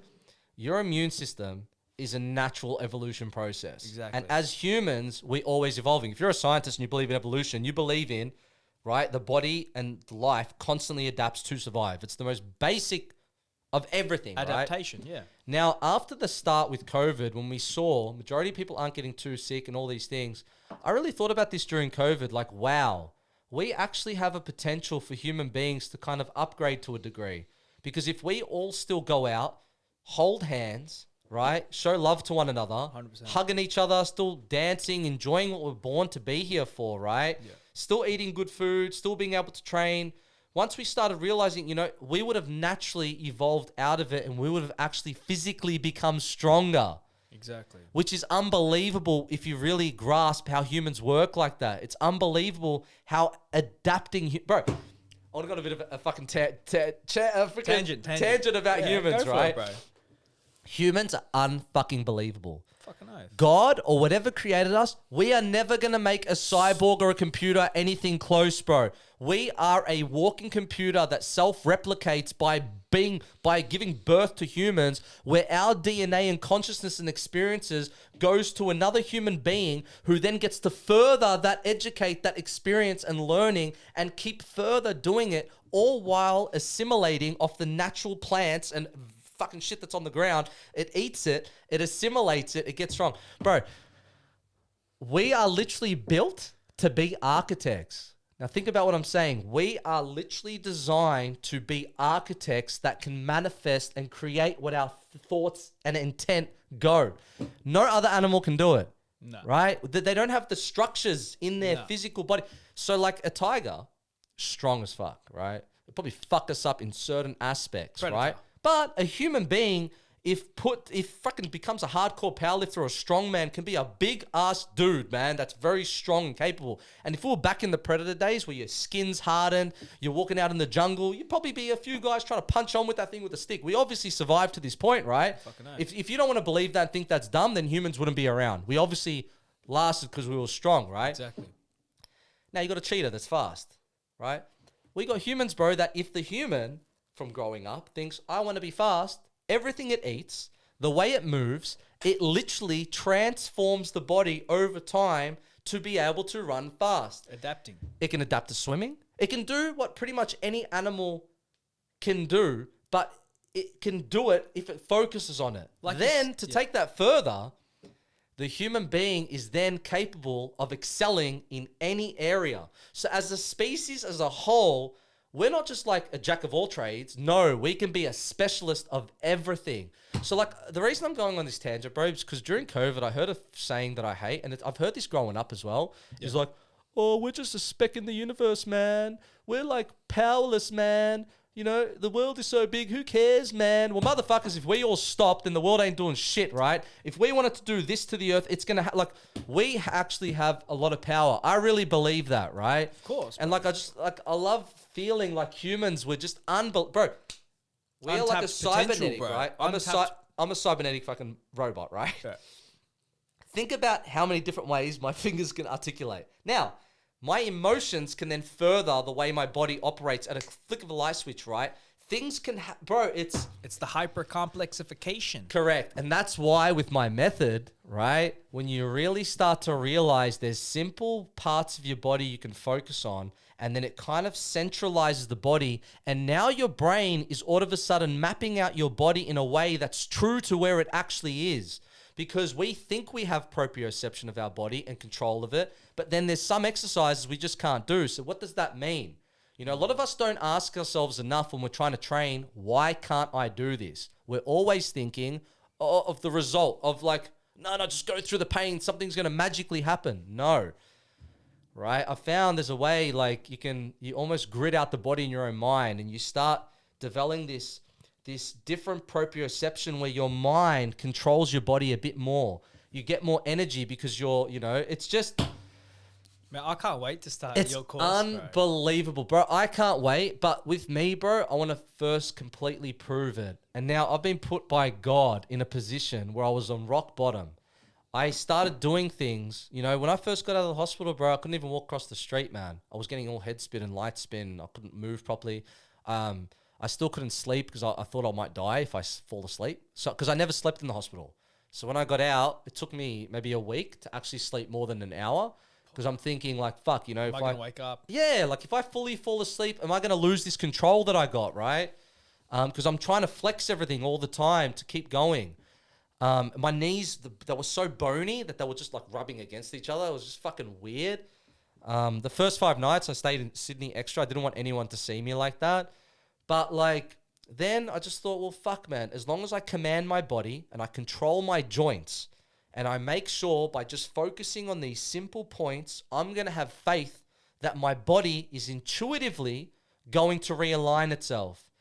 Bro, it's unbelievable the changes that have happened in my body, bro. It's unbelievable. And I was considered one of the worst of the worst. So when I used to see like physios and stuff like that, they'd always be so impressed of how fucked up my body is because, again, when I was trying to still fight, I'd be sparring 3 times a week, getting whacked in the head while I'm moving differently and trying to do this. And, I started realizing that, there's ways that I can flick this muscle and then more power would come out of this hand. And then, it was unbelievable. Then, before the gym closed as well, I was doing it to the guys in boxing without them really even knowing what I was doing to them. So I'd call out certain things constantly, the same 7 things while they're hitting, and every single person in that class hit like a fucking brick, like a truck. Everyone used to come in and be like, why is it they all look good? And it used to piss me off because these cunts didn't know what they had because they're new to boxing. Go to most boxing gyms, right? You'll start. They'll get you on the pads. Oh, wow, you can hit hard. I'm going to teach you. Oh, you can't hit hard. Look, you're just going to have to accept you can't hit hard. That's the saying. It's bullshit. If you align the body in a certain way, you grip your foot in the floor, you get that equal reaction, that science, whatever the fuck you want to call it, and the pressure goes centralized through your fucking body, from your foot, through the most central part of your body, outside your fist, and you hit with devastating power. And I can't wait to teach that as well. Because after the method, people got to learn, all right, how do I move it now without thinking? So you constantly do repetitive drills that retrains your subconscious mind to be a forward-thinking mentality. It's what I call it, a forward-thinking mentality. As much as your brain wants you to stop, you just keep going. You keep having trust and faith that it's going to work, and you just keep doing it. It's unbelievable. But it makes you think about it, right? Our body and the way we walk is a true representation of your whole life. Every experience you have ever had, I can see it in your body. I don't know the exact story, but we all walk, right? Look, we're born. We stand, we hit our head, fall. No one says, hey, dude, put your foot like this, knee this, and this is how you move as a kid, right? You just learn. You look at others. I'm just going to follow. That's why Asians can all squat. Because people think they got some natural gift. They just grow up looking at people squatting all the time, and they don't. Too. Bro, look at any WOG baby. They squat till they're like 2-3 years old, like a professional. Then we just don't squat anymore. We got the toilets, we don't need to squat, right? First world problems, Yeah, so imagine every kind of mental thing you've had is now etching in your CNS, which is, imagine wires coming off your brain. That's literally what it is. Yeah. Your brain is a computer. You have wires everywhere that it signals out to do things, right? The craziest thing about what I've been doing and what I find it does to people, to break through patterns, you can't hold on to shit. You have to directly go right smack bang in the middle of the eye of things and realize that it's not even a thing. That it's been fucking you this whole time. You think this has been the savior of your life. Some people hold on to these things like it makes them. You don't know my story. You don't know what I've been through, right? Well, you don't realize what you've been through, and you holding on to that shit. It's now every person that screwed you over is making you perceive every new person as if they're gonna screw you over, even though this poor motherfucker's never done anything to you, right? Exactly. So like, what I found was, the more the body had to really align, I had to go in parts of my past as it was happening. And as you kind of see it a different way, your body lets go and it just becomes flexible. It just happens, but you have to like reverse engineer to the starting point, because there's only one true way of movement. And I can't wait to say that people... Trauma. It's the amount of trauma. But when I used to say this in the gym, people just get cut, right? I'd say, you're moving wrong. And cunts would get so cut, Billy. They're like, wrong? What the fuck? What do you mean never wrong. What do you mean? But then I'm like, all right, well then grab this bar and try to do that exercise. They can't do it. I'm like, well, you're moving wrong, right? I tell myself I'm moving wrong nearly every second of the day. I don't see the harm in saying I'm moving wrong as long as I'm trying to move better, right? I've openly come to terms. How can I change how I move if I'm stuck to the reality of how I move, right? You know, people just hold on to it, bro. So like, look, man, I'm going to go to Thailand. I'm going to start training. I'm going to get my mind right. Hopefully put some videos out and just start sharing these ideas. And I want to formulate like a very, very step-by-step program. It's very, like the way I teach boxing and anything, it's very systematic. It's this plus this plus this. And the gap that I want to fill, this isn't just a normal program of like, do these exercises and pray something happens. This is how to do the most basic fucking movements, right? How to do everything. I want to be like the most step-by-step guide and make people feel that like I've got them with everything. We're going to go from the feet to the knees, to the pelvic floor, to the stomach, to the shoulders and chest, to the head. And you'll notice a slight connection with them all. And bro, it is, I can't wait. I really hope this thing pops, man. I'm looking forward to becoming a member of your new course, brother. Really am. I really fucking am. Thank you, bro. Bro, it's my life. It's boy, honestly, man, thanks for this, bro. I've been nervous. I'm fucking jittery, bro. Like, cause bro, it's been hard. Like, I've got Thailand in my mind. Yeah. You know, like I don't even know who. Like, I can't wait to just be myself again, bro. You know. But thank you so much, bro. You're a sick cunt. You've always been there, and you're very supporting. And bro, you have to keep doing this, but I will. Like There's no doubt. I'll be on your back. Yeah. Oh, we can do another one in when you're in Thailand. Fucking oath we will, give me bro. progress and 100%. You know what I mean? So I think that'll be awesome. But thank you for coming on, brother. How long's that, anyways? An hour and 45. It's all right, cuz. It's all right. We still got time to go to Nando's. We still got Nando's time, so everything fucking worked out. Yeah, sick me. cunt. So yeah, thanks for coming on, brother. Thank you so much, and bro. I can't wait to share this story with everybody. It's gonna be amazing. Yeah, I can't wait for people to hear it. It's gonna be a lot of fun. Sick All right, guys, we're out. Peace. Catches. Peace.